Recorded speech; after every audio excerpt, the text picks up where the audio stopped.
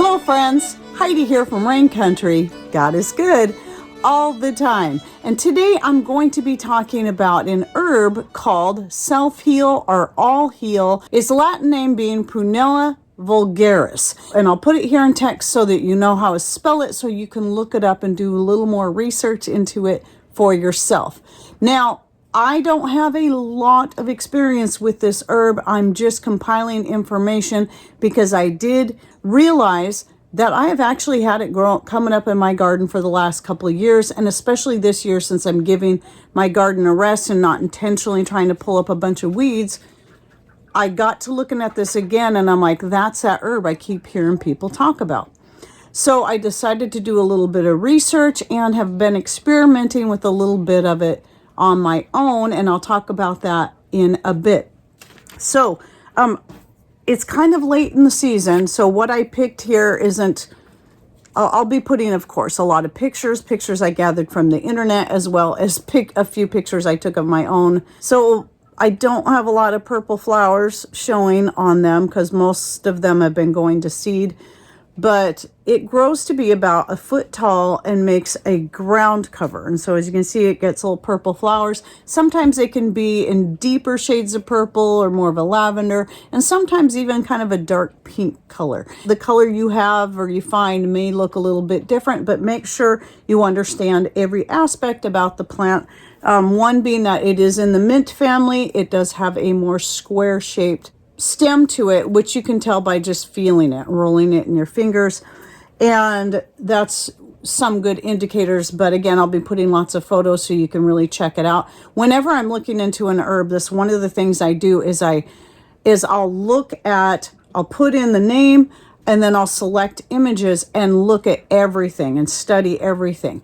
Now, the other thing I'm going to be doing is linking you to a really in-depth video I found on this herb in the description box by a channel called Herbs with Rosalie.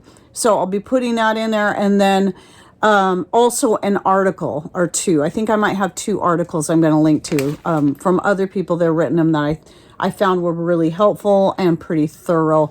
So you can do a little more research on your own on those, at least starting with those.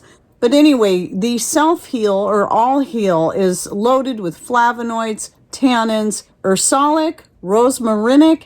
Okay, I'm sorry, people, I can't read my whole handwriting very well here, but I think it's oleanic acids and, lots of antioxidants. So these are all a lot of the many things that help give it its great benefits. So let me get into the benefits, and then I'll talk about a little bit about ways you can use it, what I've done so far, and so on. So it's really great for skin health. So this can be, just taking it internally as a tea or such, or making some kind of salve or using it in your skin cream.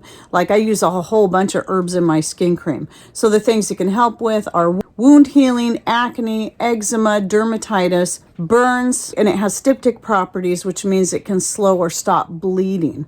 So that's more from the medicinal side, but because of its high antioxidant properties, it can also be anti-aging. So another reason why it can be good to use in a salve or a skin cream, but also for some of these you would use in the form of a poultice, like you would with comfrey or plantain or other such, or yarrow, any other such skin healing herbs. It's naturally antibacterial, antiviral, anti-hyperglycemic, which means this is a good option for diabetics to give a try to help lower blood sugar levels.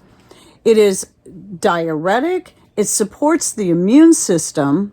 It's also anti-inflammatory, and coming back again to the antioxidant properties. Whenever something is antioxidant, that means it's anti-aging as well as anti-cancer. It's going to help prevent or fight these things. It's very good for respiratory health and allergies, cardiovascular health, so that's your heart, gastrointestinal health, and this includes helping with diarrhea, ulcers, Crohn's disease, and nausea. It can help lower fevers.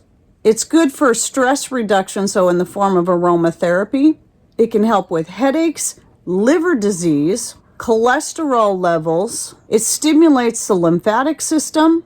It is also good for thyroid health, including dealing with Hashimoto's. And now let's talk a little bit about usages and what I've tried. So I have brewed a hot tea out of it, mixing it with my chocolate mint just for a little more flavor. And I've also made a cold infusion, meaning shoving it into a jar with some water along with the chocolate mint, again for the flavor. And they're both in the mint family, so they're going to blend just fine. And then letting it sit in my refrigerator for at least 24 hours to infuse and making a nice refreshing cold drink. And I've been enjoying that. And then I already mentioned poultices and salves. So this would be something I might consider next year if I start getting a lot of it and start drying it up. This might be one I would start adding to my basic skin cream or my healing salve infused oil. So if you'd like more information about those, I'll link to I have a video specifically for infused oil for skin health, using in my skin cream, and then an infused oil for a healing salve. But any of these can kind of go any way. I mean, some people will just choose to use one herb. I like to combine several. It's all going to be up to you, but I'll link to those 2 videos so you can learn more about infusing the oils. This can also be taken dried and put in a capsule form. You can even, I believe, purchase it already in a capsule form.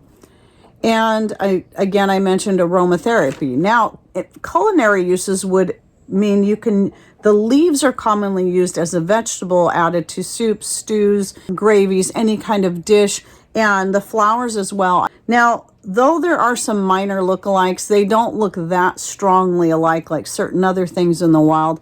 But the good thing about these lookalikes is they are also edible and medicinal, and that would be bugleweed, dead nettle, and ground ivy. As far as precautions, it's said to be safe for most people, but like with a lot of these kind of things, a lot of times you'll find there's just not enough research done on the safety of pregnant and nursing women taking it, and maybe very young children. Though, it's in the mint family, and typically things in the mint family are going to be safe for most people unless they have an allergy to it. So, of course, that's something you're going to have to consider when it comes to taking this herb or any other kind of herb. Typically, most people can handle any herb in small doses, and whenever you're introducing a new herb into your diet or whatever, it's always best to start in small doses. Start by making yourself a pot of tea. And again, with this, because it is a mint, it will easily blend with other mints.